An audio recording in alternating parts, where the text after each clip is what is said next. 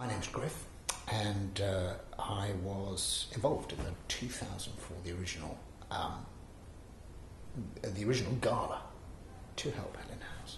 And I remember Tom came to me, because Tom Morris was directing it, but Tom had been the sort of guiding, the organiser, and he'd agreed to bring together a number of people to do this. And obviously, as is often the way with these events, he turned to friends who he felt possibly owed him a favour of one kind or another, and we all rolled up to do it. I did remember that I had done a charity gala a few years before for Griff Rhys-Jones in Cambridge, and that he'd done quite a lot of those things and knew how to do them.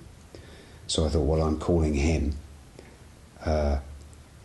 and roped him into it. Griff is a brilliant man, and he's also a man who finds it difficult to say no, which is what was required. The truth was, though, that he hadn't gone to stand-up comedians. He'd gone to quite a lot of actors and performers who didn't have anything particularly to do on stage unless they were provided with a script.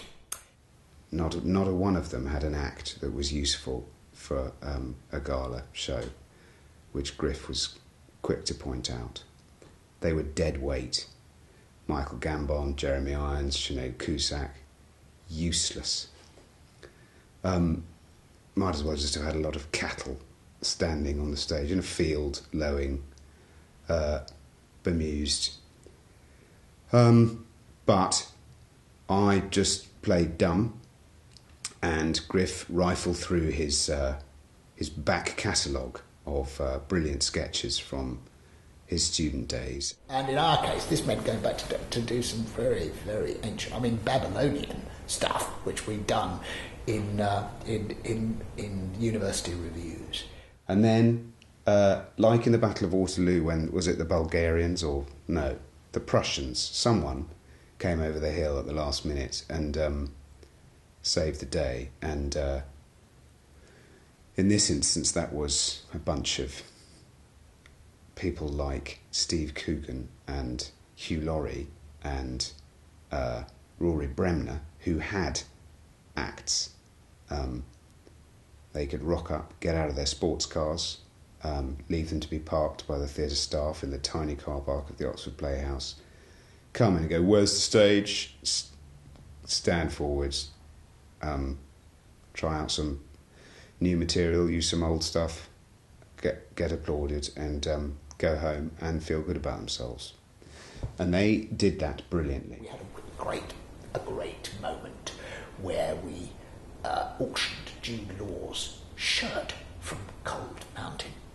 I remember I offered the idea that Cold Mountain had taken 24 weeks to film, and he'd never taken this shirt off.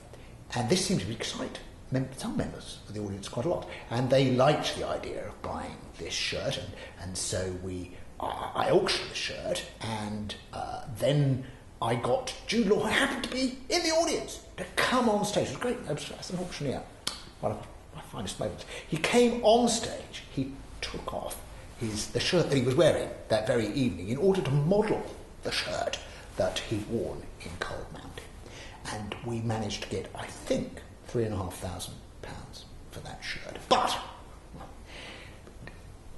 seeing an opportunity, I suggested that we sold to the underbidder the shirt that he'd been wearing that very evening.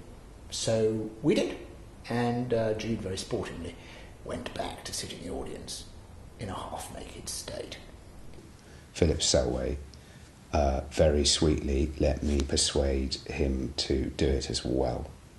And he formed a band with a little band minus two members of Radiohead. It was him and Ed O'Brien and Colin Greenwood. And they backed Bill Nye, who sang Love Is All Around Us. And then we had a drop, didn't we, of balloons, or a balloon drop, and, ticker tape parade. And that was very touching. And greatest moment of Bill Nye's life, he says.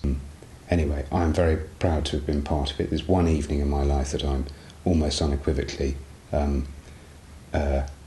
proud of. There's no regrets at all. about that evening. Lizzie Pickering and Kate Day, the taller one of the two, grasped the nettle, picked up the mantle, the baton, and ran with it into the future, into the next 10 years.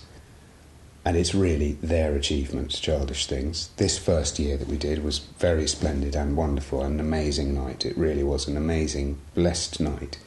But the real work and the credit and, you know, if you broke down the figures, the thanks needs to go to those two ladies.